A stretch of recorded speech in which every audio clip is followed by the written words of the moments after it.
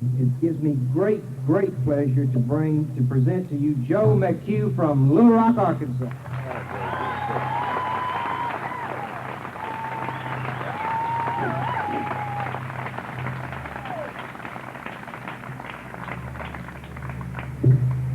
My name is Joe, and I'm a real alcoholic.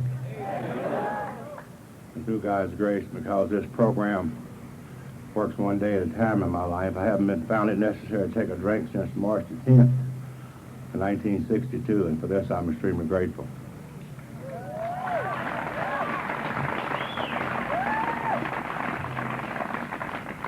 I don't know when I've seen such a beautiful group. Usually when I look at a bunch like this, it brings to mind, you know, this is the best looking group of sick people I've seen in a long time. I was just sitting over there enjoying the festivities of the fish fry, and I was telling a guy at the table, I said, this has been the biggest fish fry since that guy fixed that one with them few fishes and them loaves of bread. I guess if we all send up an extra prayer, we'll get this in before the rain. And remember that you're praying against a lot of people that are praying for rain, so remember that. I heard a wonderful story this week. A great friend of mine in the program. A few weeks ago, we had a conference in Eureka Springs, and he was able to go and carry his wife, and he has a 5-year-old son, sweet little guy. And it was probably his first great experience in Alcoholics Anonymous at a conference, and he was very much impressed. They came home after the conference, and first of the week they were having dinner at home, and they had their little prayer that they prayed before the meals, and it was something like God come into our house and be a guest, and the little boy prayed this, and he said, and we pray that this food be blessed. And his mother and father picked up the knife and fork to eat, and the little boy jumped up and stuck his hands out and said, keep coming back, it works. I think that's what this program is all about. As we begin, I always stand in awe when I think about the opportunity to talk about Alcoholics Anonymous in my life and the miracle of my life, and I do feel my life is a miracle. I feel very blessed being an alcoholic and having the opportunity that many alcoholics will never have. You know, really, most alcoholics will never have the opportunity of Alcoholics Anonymous in their lives. Because even yet today, with all the things that's going on, most alcoholics will never realize they're alcoholics and never come to Alcoholics Anonymous. So I think it's the first great gift of my life that, you know, I've had the blessing that to begin with, to have the opportunity of Alcoholics Anonymous in my life. Because alcoholism is a very strange illness. You know, that's the uniqueness of alcoholism. Most alcoholics don't realize they're alcoholics. In fact, that's one of the main symptoms of alcoholism. You know, you can tell who's an alcoholic because the one that swears he ain't got it's got it. You know, you ask one of these social drinkers, you know, you say, you might be an alcoholic. He said, I might be. He ain't got it. He ain't got it. It's the one that ain't got it's got it. And that was the story of my life. I had it many years before I knew I had it. I didn't know I was an alcoholic. I took a drink in my life. I was about 18 years old, and I realized, you know, something took place. Some people work at this gradually. And, I was an instant alcoholic. I was very blessed to come to Alcoholics Anonymous and open this big book and find, it was the only place that I could find an explanation for my life. When I opened the big book, I read in there, and it talks about this, you know, it said I was restless and irritable and discontent. And that's the way I was all my life. And for the first time when I took a drink that night, I experienced a sense of ease and comfort that came in my life that probably I needed at that time. And it said I remembered that. And I really did. I always remembered that sense of ease and comfort of a few drinks. And I pursued this great illusion to the gates of insanity and death. You know, something that was an illusion, not true. I remember my first drink, and I happen to remember my last drink, and I remember a few things that came in between those two drinks. I had a lot of things happening between those two drinks.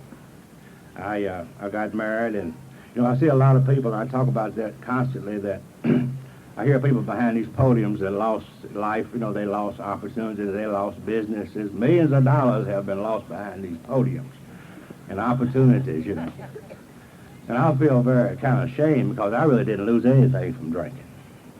That might sound strange, but drinking never did let me get anything. I never got started, I was one of them guys that never did get started, I went through a marriage and a divorce, and my home is in Louisville, Kentucky, and I came, moved to Indiana, where we were married, and this divorce, couple of kids, and I came back to Kentucky. And I was about 25, 26 years old. And I was back home with my family. That's where drunks get back with the folks pretty quick, We're really family people. They say we don't do too good in the family, but we hang with the family. Family can't get rid of us.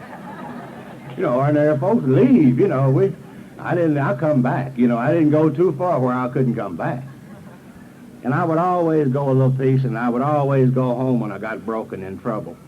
Whenever I got sick and lost a job or something, I said, you ought to go see about your father. After all, that's not right treating him that way. And I would go home broke and get in trouble, embarrass him. And my father was getting up in age, God bless him, but he would, I remember, I remember, how we are, we're all people. I thought I was knew it all. My father didn't have much education. He was a little old dumb man with a 4th grade education. I had been by college a couple of years, so I looked down on him. But he was way ahead of me. He always, I realized today as I look back, he would always lend me some money to leave. He would. I was sober 2 or 3 years before I figured out what he was doing. I couldn't borrow a dime, and I said, I ain't doing too good. He said, I think I'll go, how much you want to borrow? He would always lend me some money. So I made these trips in and out of there, and I remember that finally I got into a situation, and I was gone, and I couldn't go back. I didn't want to go back on him. So I thought about a sister that I had in Little Rock. And I remember the incident, and I came to Little Rock. It's been possibly close to 30 years ago. I came to Little Rock on a drunk. See, my sister was living there, and wasn't nobody else had anything to do with me. I hadn't seen my sister for 6 or 7, 8 years. She went off to college down there and got married and stayed there. So I couldn't, wasn't nobody else had anything to do with me. So I said, why don't you go see your sister? You're not treating her right, after all, So this is the way I went to Little Rock, and I remember the time that I came to Little Rock. I realized today that it was a changing point in my life. As I look back on it, I think God intervened in my life right there. And I think God took an interest in me because I was in trouble. And this special emphasis that all alcoholics don't really get. And because as soon as I got to Little Rock, things, I was to know some people, the thing began to start to lead to my recovery. And I realized today that, it's my work and my life is in Little Rock. And, I think God has given me many, many things, but the greatest gift that he's ever given me is a purpose for my life. And I think that not only being sober, but a purpose for my life, working with other alcoholics, which is my life. All of us were created or put on this earth for something. And I think the happiest you're going to ever be when you find out why you're here. So I have been given this opportunity. But I didn't realize the beginning of a great purpose, and I remember that very night. I'll never forget the night I stopped through Memphis. I made many, many trips, but I remember that trip. I remember the night that I stopped in Memphis in the bus station on the way to Little Rock. And I got to Little Rock like I did all other places. I was broke, and I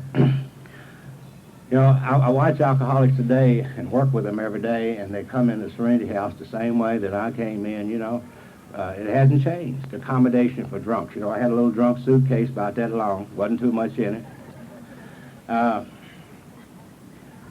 you know, most of these drunk suitcases don't have two latches on. They have one latch, and then you tie a necktie around one end. That's the way they make them for drunks. Guys kid me all the time, but I saw a guy come to this friend's house about a year ago, and I told the guy, this guy will never make it. They said, why? I said, hell, he's got alligator luggage. You can't get sober with alligator luggage.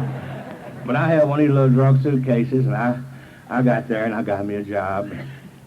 I had a lot of professions. If you're a real alcoholic, you can do a whole lot of things. When I was sobered up, I didn't need no training. I need some untraining. I had too many occupations, you know. I could do, you know, if you're a real alcoholic, you got to do a lot of things to make a town last. You know, I could cook and I could wait tables. I could do a lot of things. So I got me a job, went to work. And I was living there with my sister. And now you'd have to really know her to understand this part of my story.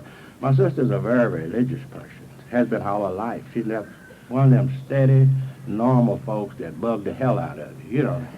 I mean, this, I couldn't stand. I'd blow my brains out if I was that normal, you know. But she just, you know, they get up in the morning, go, you know, everything the same every day, go to work, come home, no fun like I was having, you know. You know, they miss the detox centers and the nut house and the jails, you know, they miss a lot of things, them normal people. But she would go to, they'd go to church every Sunday. Now, you have to remember, now here I am, this is a hell of a place to be around them kind of people. You know, they go to church and you try to get over Saturday night, you know. And I felt kind of embarrassed. So finally one Sunday morning, I broke down and volunteered to go to church with them. Because after all, they was putting a little heat on me. And this is where I met my wife, my Al-Anon, today. And she's a great part of my life. I don't know if I'd be here today without her, without the help and the things that we had to go through. She made me reflect on what was going on in my life. Up to this time, it was no problem. It was just me. It didn't make any difference. So we met there at church that morning, and we always look back and think, from her viewpoint, she tells it different than I do. Yeah, you know how the Al-Anons are. They got a different version and everything. But, you know, I realized that how she was impressed by this nice-looking young man. I remember that was 30 years ago. Coming into the church, and I had a good front because my sister was the organist of the church. And the organist, and Lou Bell was in the choir. So you have to understand, I don't know if the organist and the choir members are pretty close. And then my brother-in-law was the lay speaker of the church. So I had a pretty good front. And I know how she felt seeing this nice-looking young man come to church. And we met there in the church that morning. And a few months later, we were married. You know how we alcoholics operate? By selling fast conversation to them slow-thinking ladies. You know, I didn't let her think too long. And she hadn't really recuperated from this yet. I mean, we still talk about it. I think that's the topic at some of the Al-Anon meetings, you know, that job I did. Now, you'd have to remember, at this time, she had a nice job for a working lady. She's been on this job. She just retired a few years ago, 31 years. So she had a nice job. She had a nice little home, a little modest two-bedroom home. We still live in the same home. It's hers. I don't own anything. She had a new car. And I thoroughly convinced her, and I'm still working out this suitcase, and I thoroughly convinced her how she needed me to take care of her. And she's still trying to figure out how that happened, you know. But we did. We got married, and I was married 1 week. We married at Christmas time, you know, and I took off to celebrate. You know, she went to work. I was a go-getter. I took her to work and went and got her, but both of us couldn't take off for the honeymoon, so I honeymooned there by myself about a week. And after 1 week of marriage, honeymooning, I made my first trip to the old state nut house. Now, we didn't have treatment centers in those days. I came in just at the end of insane asylums. They were still around when I came in the early 60s. And we had one live and well in Little Rock. And that's a hell of a place to be, you know, brand new married man, starting out in the nut house. Yeah. You know how she must have felt the first Sunday she went to church and someone says, how's marriage life? She said, that fool's in the nut house. She did me in 1 week. Every once in a while I tell her, you know, you're going to run me crazy. She said, you still an outpatient. They ain't never cut you loose from out there that way.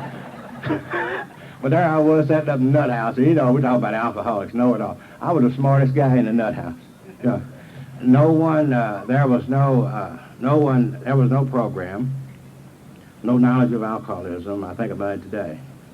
No AA at this time in the state hospital. They just gave me some of that Thorazine. Well, I all had a Thorazine cell phone. We stuck around there with the rest of the nuts. You know, you had a hard time figuring out who was alcoholic and who was nuts in that place. And I got out and I had a problem. They didn't know anything about it. I didn't know anything about it, but I had the same problem. When I got out, I had the same results. You know, I had a problem and I didn't understand, and no one else seemed to understand it. I continued to drink, and, you know, in and out, traveling back and forth. During this period, the next 2 years, I was on a drunk in Kansas City. I never talk about this until I think about Van. Van was a wino in a bar in Kansas City. And, you know, one morning I went in there to get a drink. It was 6 o'clock in the morning, and I lowered, and wasn't anybody in there, so I lowered myself to drink with some winos that was hanging down at the end of the bar. You know, and as I went there, they were trying to get a drink together, and after all, I had $4. I think it was 60 cents. And they was counting pennies, and I said, that's okay, I'll buy. So I bought a pint of wine, helping my fellow man. I always did want to do that. And as these guys began to drink, and the girl would set the glasses on the bar, they wouldn't give the winos to bottles, I don't know why. But they would pour the wine up in glasses, and then I could see her now as she threw the bottle in a big paper barrel. And when she poured the wine up, you know, you'd say, give me a pint on 3 or a pint on 4. That's why you ordered it, on glasses.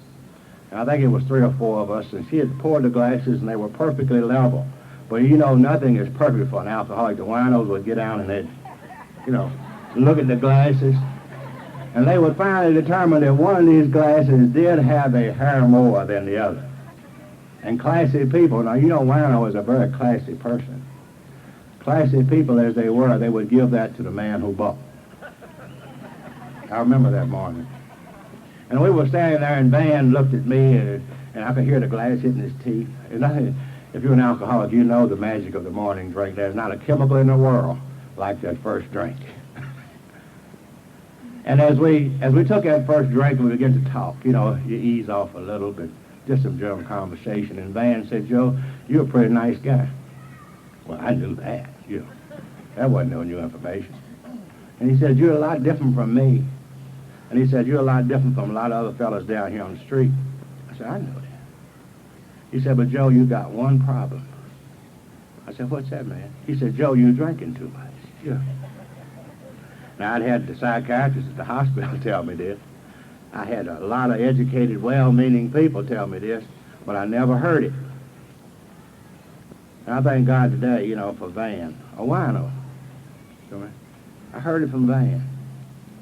You know, this is why today, you know, I try as hard as I can. It's very difficult for me to do, to keep an open mind. Because so many times, you know, I listen to the wrong people. Or I look for my answers in the high and the almighty, and they come through small, insignificant people. And this is the way Van was in my life, a wino. Everybody in the world talked to me about my drinking, and a wino say, hey, man, you're drinking too much. And I immediately bought in. Because he was standing, probably because he was standing in the middle of one of the biggest ones I ever seen. He had the evidence.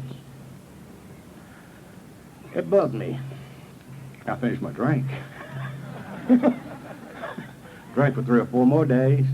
Then all at once I had to get out of that town. I got to get out of here. I got to do something about this. Now this was the beginning. I had a problem, and I knew I had a problem. I knew something about it from Van, but I didn't know enough about it. See, I thought my problem was drinking. Van said I was drinking too much. And if you got a drinking problem, and you're drinking too much, then the solution is to just quit drinking, right? If that's all you... But my problem was bigger than that. I didn't know it. In fact, my problem wasn't drinking, no way. My problem was quitting. In fact, it wasn't quitting. I could quit, but I couldn't stop starting. Starting wasn't my problem. You know, starting was my problem. When I came on home and I quit drinking, and since that wasn't the problem, it didn't really work. I quit drinking for 9 months. But see, I started up again. I didn't do anything about my life. I didn't know at this time. I didn't really know what my problem was. And I see many alcoholics that's really worrying about drinking, and that's not the main problem. Our book says the main problem of the alcoholic is in his mind. That's the starter, not the body. Come on. And you know, I one morning I took a drink. And after, you know, a 6-week drunk, went to the well-known spree. One morning I was sitting on a bar on March 10th, 1962. And that magic thing, you know, that magic insight, that gift that God gives us as alcoholics. Because we're not capable of surrender. Surrender's a gift. You know, surrender's a gift. I came to that magic moment sitting on a bar, and I just gave up on me. And I think that's what this program is all about, you know, giving up on yourself. You know, you really don't have to find God. God ain't lost. You know what I mean? Hell, he's been around here a long time. You can't get lost if you've been here that long. The job is to give up on ourselves. And I gave up on me that morning. I was sitting on the bar, and the next thing come to my mind about going back to this nut house. Now, for 2 years, I swore I'd never go back to that nut house, and anybody with any sense would have did the same thing. This place was horrible. You know, I mean, it wasn't like one of the treatment centers of the day. You know, and I remember I got back there and that Saturday morning on March 10th, and I remember how they treat you when you go back in, when you go into a mental institution. Now, when you went in the old asylums, people didn't talk to you because they know you were nuts. You know, when you came in, that's what you came. Everybody was a nut. Now, when you got in the nut ward, on our ward, there were about 75 nuts and about 5 alcoholics. Well, the alcoholics was a class of the ward. They were the upper class of the ward. It was the only place I've ever been where alcoholism was a status symbol. But in the mental institution, the alcoholics were the big shots of the hospital. We had the special privileges. The aides talked to us. See, some of those mental people had been in there for 20 years and never had a visitor. No one, they were just non-individuals. But we alcoholics had company, and we had other different things going. So when you asked one of them nuts what he was in there for, all the nuts would immediately say, "Oh, I'm an alcoholic." See, they wanted to be in the big shots. And quite naturally, when you asked one of the alcoholics what he was in there for, he said nervous breakdown, which was crazy. So you couldn't tell who was who in there, and I didn't know who was who. They all was acting the same way. So finally, I was on Saturday morning, and on Monday morning, when this guy watched me all the weekend, the little alcoholics, I could see these, I could tell the difference. But the alcoholics watched me, and finally Monday morning, one of them came over to me, and his name was Ora. And Ora was a great part of my life. I wouldn't be here today without Ora. And Ora was not a learned man in Alcoholics Anonymous. I didn't need that. I love the work of Paul. Paul says God's grace is sufficient. That means just good enough. Ora was not a man found in the big book. He didn't have years of sobriety. He was enough for me. He had about 2 weeks of locked up sobriety, and he had the big book. And he had a carton of Camel cigarettes. That's all he had. Now, I'm broke. I had $2.50 when I was sitting on that bar, spending about $2 for cab fare. Had 50 cents when I got there. Bought a pack of cigarettes, 35 cents, so you know how long ago that's been. Blew the rest of it on a couple of candy bars. I'm stone broke. Now, when I say broke, I mean broke. I mean, I didn't have a car. I didn't have no investment. I mean, that was it. This guy's got, you know, no one in there had any ready-rolled cigarettes. You'd have to really understand this. Cigarette was a premium in this hospital. Oh, they give you some of this roll-your-own tobacco. And I never did learn. I was coming off a drunk, didn't never roll a cigarette in my life, no way. Shaking. Oh, and I don't have any trouble talking about your life being unmanageable because mine was totally unmanageable.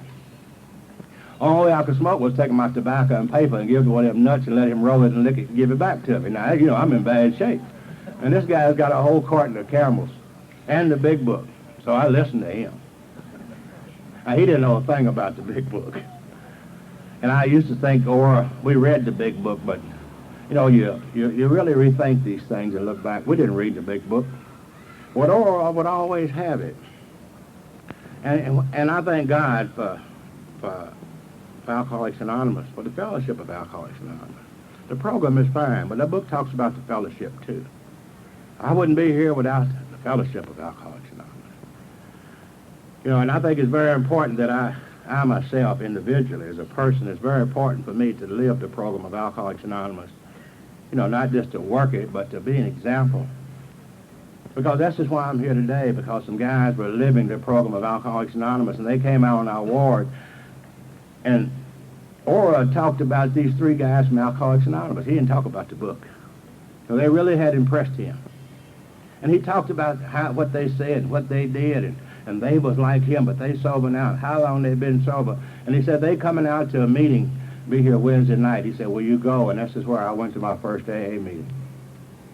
I went out there because the guy had been nice to me.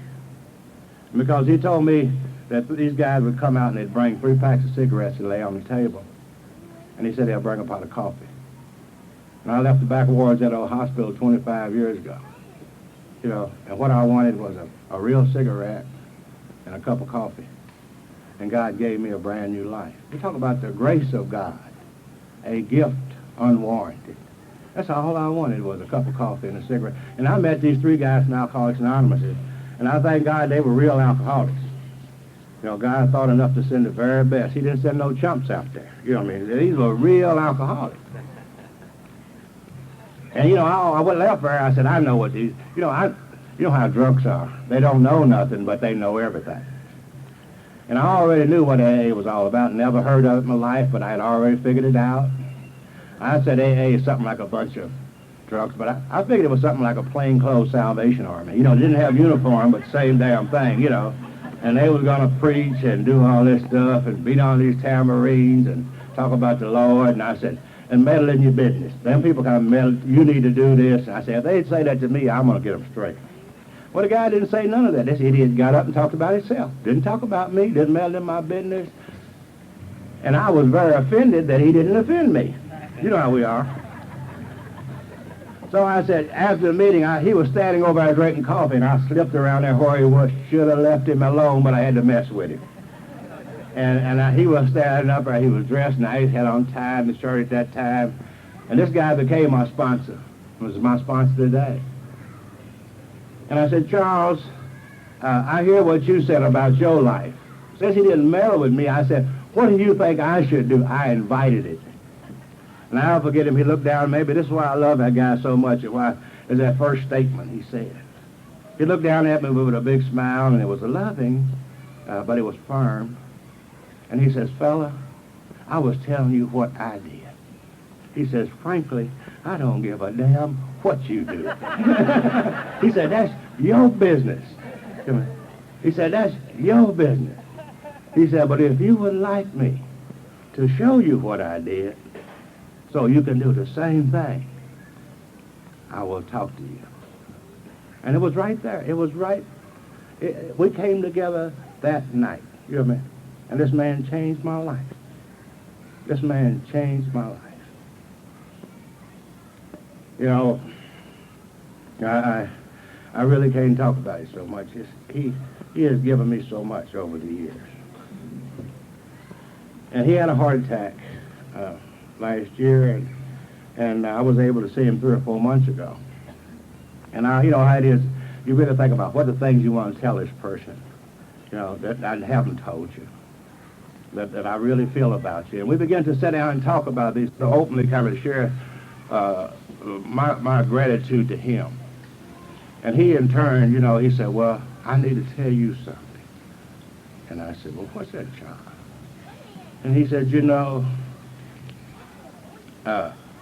your work and what you do, and what you have done with people since you've been sober, and your life and your work is the greatest thing that has ever happened to me in Alcoholics Anonymous.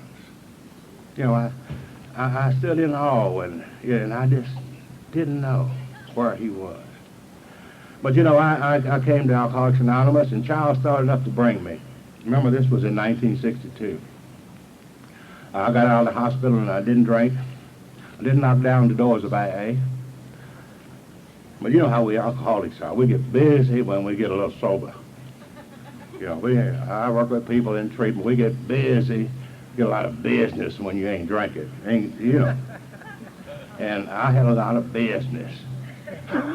And I got involved in this, and I didn't go to AA, and Oral wrote me a letter, June the 13th, 1962. I got out of the hospital April the 30th. June the 13th, I got a letter from Oral. I said, Joe, I don't have time to write you. It wasn't even a letter. It was a folded piece of paper he tore out of his kid's tablet. I have it today, and I framed it. It's one of the most important things that I own. And he said, Joe, I don't have time to write you. I'm coming back to Little Rock to the AA meeting on Ward E3. It says, I will see you there. Very positive. You know, like, come with me. And I didn't have any doubt. I said, well, I got to be there. I got to see Aura. And I went back to that at my AA meeting to see Aura. And there were some things that happened there that night. You know, it was right across it was just right across town. And I had never been there in 30 days. Well, this guy came 90 miles away. And I had lived right there, and I could have missed it. You know how we drunks are. We can go to California on a drunk. But when we get sober, we can't get across town to an AA meeting. You know, we ain't got transportation. You know, that's the way we do. But anyway, Oral was there that night, and the fellowship of Alcoholics Anonymous came into my life. Our book talks about this. The fellowship, that's what's here today, so beautifully. The fellowship. There's two things. Our book says there's two things in the recovery. Number one, you know, the first step says that we're powerless over alcohol. And I realize, you know, that I am powerless. You know, alcoholism is a very strange illness. It's a dual. Part of my problem is in my body. I can't drink safely. You know, if I take a drink, I experience a craving that's beyond my mental control. I cannot safely use alcohol in any form at all.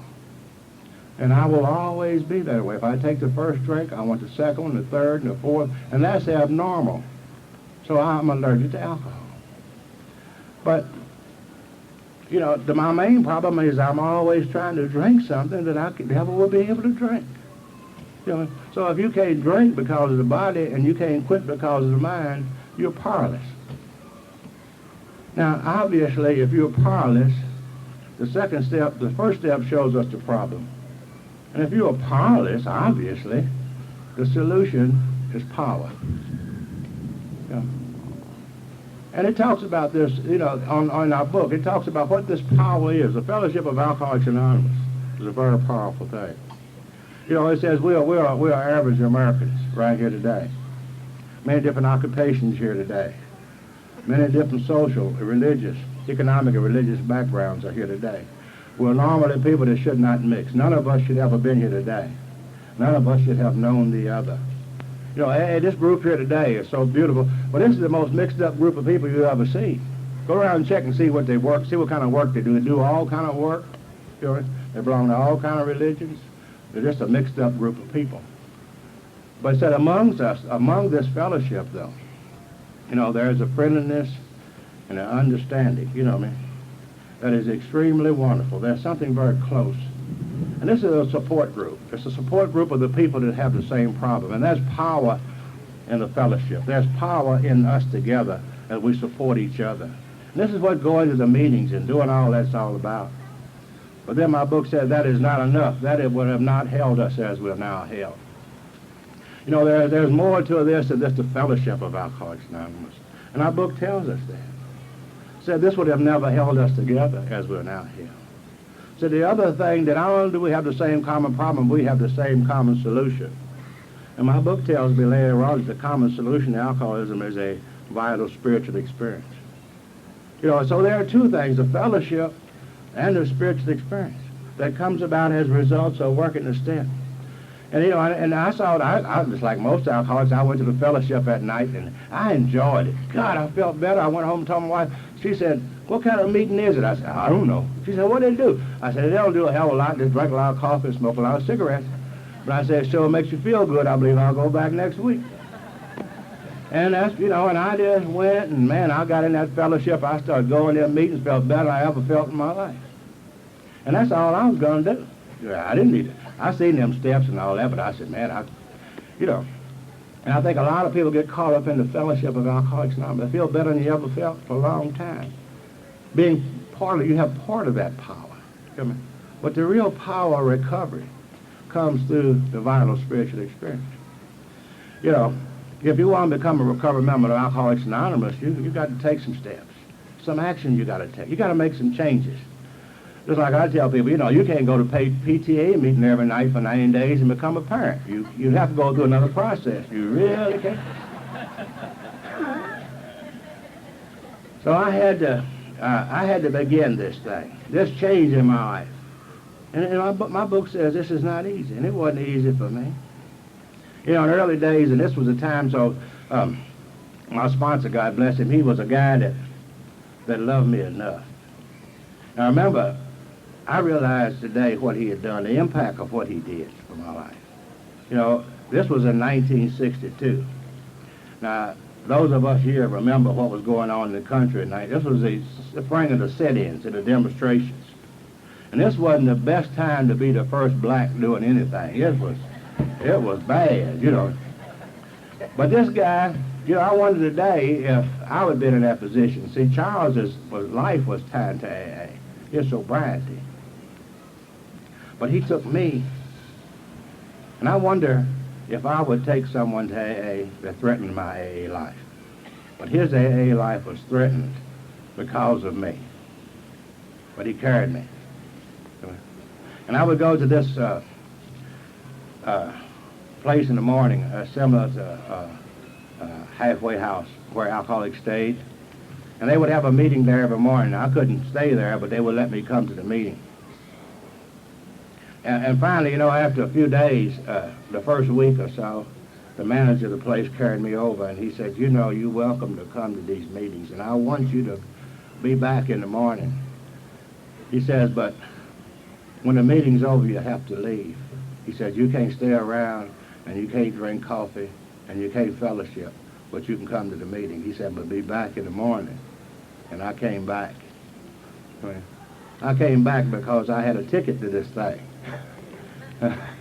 Now, you got to have a ticket to get in AA. And I see a lot of people around there ain't got the ticket. The only thing to get this ticket is a desire to stop drinking. And you got to earn that ticket. You know, I see a lot of people sitting around AA looking for a ticket. You can't get the ticket around AA. But my book says, if you go out there and drink enough booze and get sick enough, you'll get a desire to stop drinking. And I had it, so it didn't make no difference to me. I came back. You know, and they got to there, and they said, now, if you're powerless and your solution is power, those are the first two steps. Say, yeah, it's that simple. And they said, if you can see that, then you're ready for the program. You're ready to take some action. If you're powerless and the solution is power, then the main proposition is then how do you find this power? And we got 10 steps to show you how to find this power. 10 simple steps, which have never failed to enable us to find a power greater than ourselves, which will solve our problems. It never failed. Never failed. So the first step shows you where you are, and the second step shows you where you need to be, and the last 10 show you how to get from 1 to 2. So just that simple. So I had to take this program of action. I made a decision. The first step to anything, doing anything, is a decision. And then I had certain steps to clear away the things that blocked me from God. You know, I had to find out what these things were in step 4 and identify them. And in step 5, I discussed them with someone else. In step 6, I become ready to let them go. In step 7, I asked God to remove them. And all these was the action steps to clear away the things that blocked me off from that decision I made in step 3. Real simple. Step 8 and 9, I continue to do this, to work on my relationship with people. And step 10 is a continuation of the same process. I continue to watch for self as it comes back here. Continue to watch for resentment and fear. And when I had a problem, I discussed it with someone else, And if I offended at one, I took step 8 and 9 again. After practicing these action steps that carried out that decision, then, the promises come into my life, I remember the instant I got results. See, the second step says you believe. The third step says you decide. The next step says you act. And after you act, you get results. And the 12th step says, having had this, then you know. It's real simple. And as I begin to apply, these things never fail. They are precise, specific, clear-cut directions that never fail. We talk about that once these things were done, then I could enter into a relationship with God. In step 11, then I could receive God's directions in my life. In step 3, I turned over my directions, took the actions. In step 11, I received new directions, the changing of directions in the human life. I think, things begin to happen for me. And I think they will happen every time that these steps are taken. The miracle of my recovery is very simple, as a result of these steps, And this is the message I carry in step 12, As a result of these 11 steps, I have had a spiritual awakening. Now, that is a personality change sufficient to recover from alcoholism. I was just like you.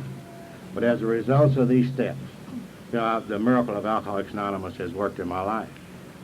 I tried to, it says, to carry this message to other people. I think it's one of the greatest things in my life is to have the opportunity to work and talk with so many people. And I never get tired of talking about the miracle of my recovery and how it happened in my life. It happened as direct results of those steps as I applied them on a daily basis. I've had many things to take place in my life. Talking about how it is now, I began to do what I was to do on a daily basis, working with alcoholics. I remember I was at this little rehab house. It's still there now. And I didn't go to AA as such. This was my AA, meeting there every morning. We just had 3 or 4 meetings in Little Rock, and they met at night. The regular AA groups that met at night. So this was my AA every morning there with those men. We'd have the big book. We'd have our meetings. I was sober quite a few years before I worked at night waiting tables. So daytime morning meetings every morning, 5 and 6 mornings a week was my AA for the first year. After a while, I continued to do this because this was my AA life. 5 years, I began to want to do something more. After about a year of sobriety, I began to have the opportunity to work with alcoholics at the penal forum, going out there each Sunday morning. I did that for about 10 years. After a while, I began to do other work at the old rehab house. I began to serve on the board of directors at the rehab house.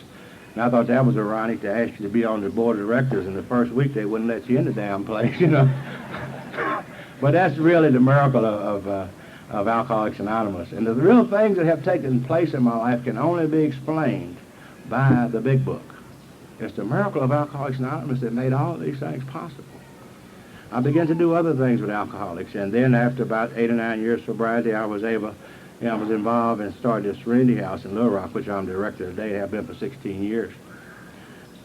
I began to do other things. I began to serve on the some of the things I was appointed through the state to work with alcoholics as a volunteer, really, in the direction of the state alcohol and drug programs, and I worked on the Arkansas Office on Alcohol and Drug Abuse, the committee that actually the authority that governs these programs. And I worked on that for about 12 years, and I really stood in awe the last 3 years that I was actually chairman of the state authority to control all the alcohol and drug programs in the state of Arkansas. And I sat there and we was able to govern $7 to $8 million for alcoholics and drug addicts. And, to come from where I come from, how do you get to do that? The miracle of Alcoholics Anonymous. I had many, many things happen to me. And I expect many, many more. You know, because the miracle is simply in getting what you need when you need it. And I've been getting that every day. I've been in the program of Alcoholics Anonymous. You know, this is part of God's plan. And I think that, you know, I see new people, and I see the people here today, and I just get enthused when, if you really knew the excitement in your life that lies ahead as a result of these steps. You know, there are many, many things beyond the spiritual experience. My book talks about you'll be doing things you never thought you'd be able to do. Many, many promises in the big book. We talk about the promises on 83 and 84. We don't even talk about the promises on 84 and 85 and all the other promises. There are many, many promises. You know, and it's true today I could make many, many promises as a result of these steps. You know, I look back and I think about the miracle of my recovery, and why I like so much to tell about this, because there might be somebody else that don't hear this.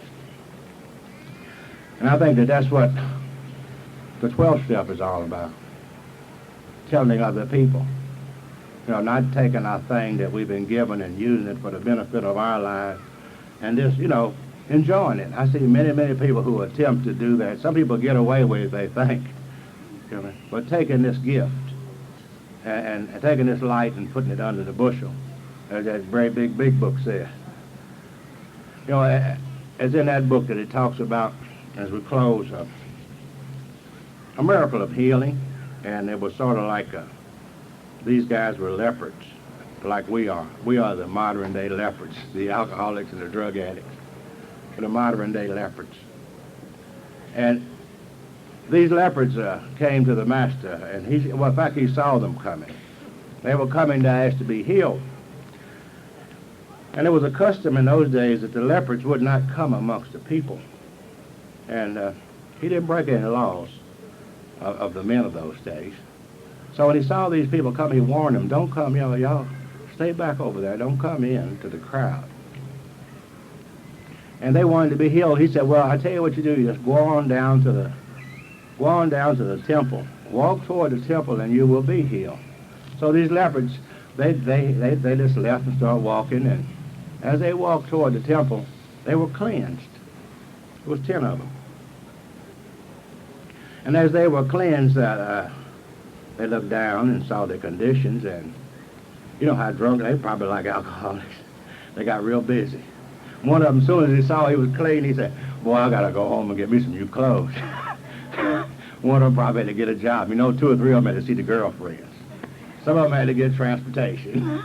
All of them, you know, had to get a new ride, do some things.